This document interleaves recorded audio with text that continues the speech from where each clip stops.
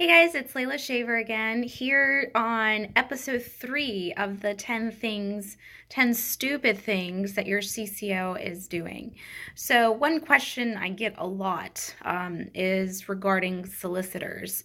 What do I do when I want to pay someone to solicit clients to come to my advisory firm? Do they have to be registered? Do they not have to be registered? Is there a difference if I'm state registered versus if I'm SEC registered? And the answer is, it depends. I know, such a lawyer response, but let me tell you why. The investment advisor representative concept is a state concept. That's not an SEC concept. So when you're SEC registered, you're not required to file your Part 2B through IARD because that's a state thing.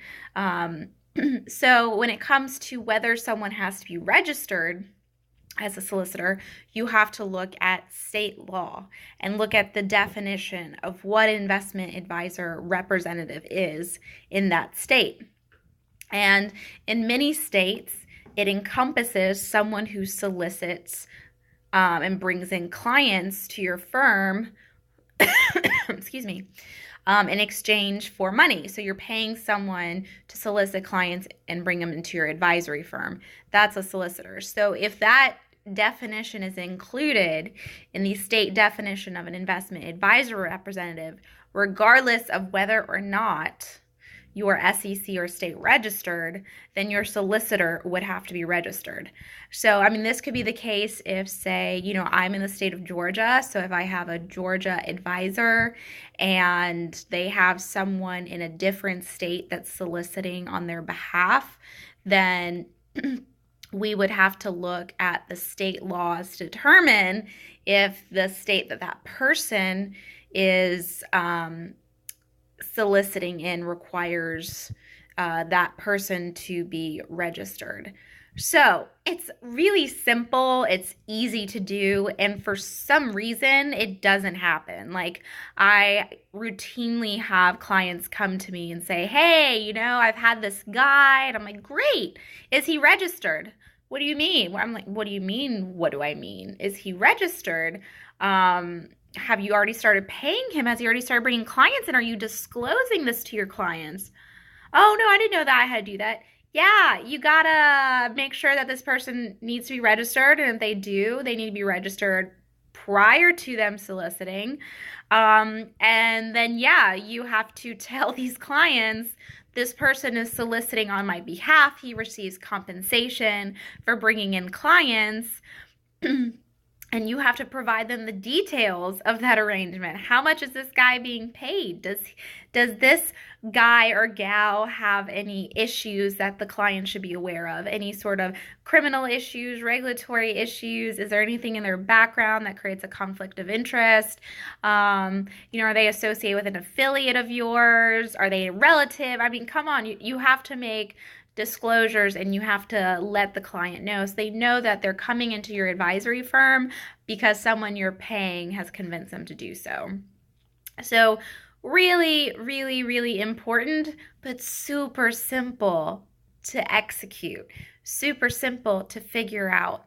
And it's something that, unfortunately, especially those of you who are the owner of your advisory firm and also putting on your CCO hat, which is, again, why I say that's stupid. You shouldn't be your own CCO. This is the easiest thing to avoid. And yet, advisory firms are constantly held responsible for this very, very simple mistake. So, as always, I'm trying to give you a case study. So this one is out of Texas, the state of Texas. This is the Texas State Securities Board. It's in the matter of the investment advisor representative registration of Kenneth Warren Paxton Jr., order number IC14-CAF-03. All right, so Mr. Kenneth Warren Paxton. Mr. Paxton. So Mr. Paxton was registered with the state of Texas in 2013 as an investment advisor representative of Maori Capital Management, LLC.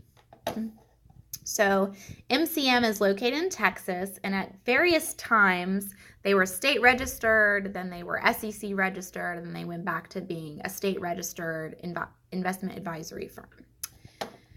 During this time, Mr. Paxton, who, funny enough, is actually a lawyer, was soliciting clients for compensation, and he had successfully solicited 3 clients. And these solicitations happened over a long time period. So it was one in 2004, one in 2005, and one in 2012. And he got a pretty decent payout. He got 30% of the assets under management that the client brought over. So what happened? Well, this guy wasn't registered in 2004. He wasn't registered in 2005. In fact, he didn't really get registered until much later. So what we have is someone that in the state of Texas was soliciting clients for compensation, but they weren't registered with the state of Texas as required by the state of Texas, because Texas is one of those states in which an investment advisor representative definition encompasses the activities of a solicitor. So Kenneth got lucky. He got super lucky.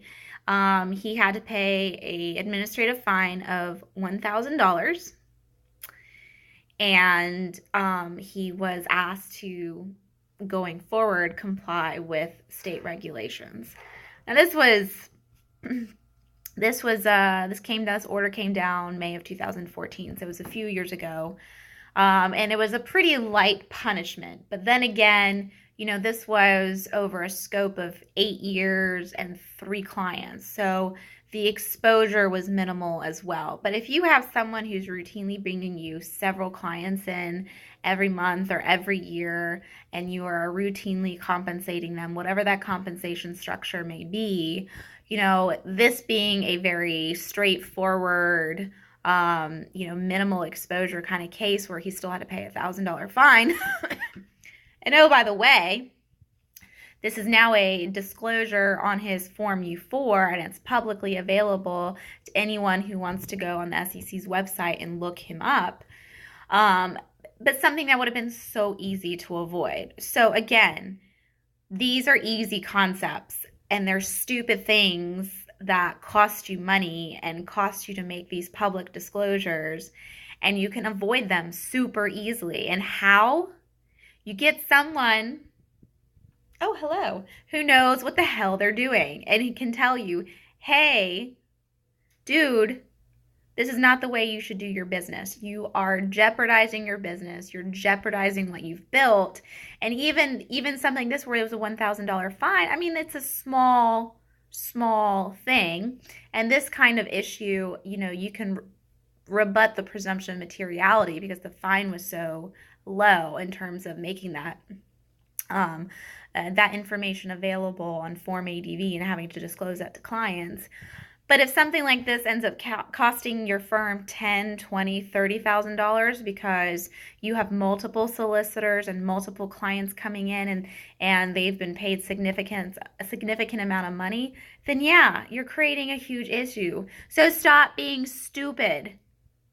Get someone to do your compliance, someone like a lawyer who knows what the hell they're talking about to help you and avoid these dumb mistakes.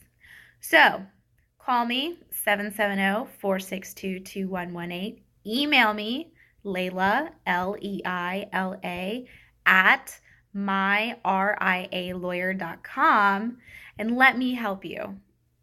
I promise we'll figure things out. We'll get you fixed up. I've got 2 mock examinations coming up in the next few weeks. We're getting people fixed up, their compliance systems in good order all the time. It's routine for us. It's not routine for you. So give us a call or email us. We're here to help. And stay tuned next week for episode 4 of the 10 stupid things your CCO is doing. Talk to you later.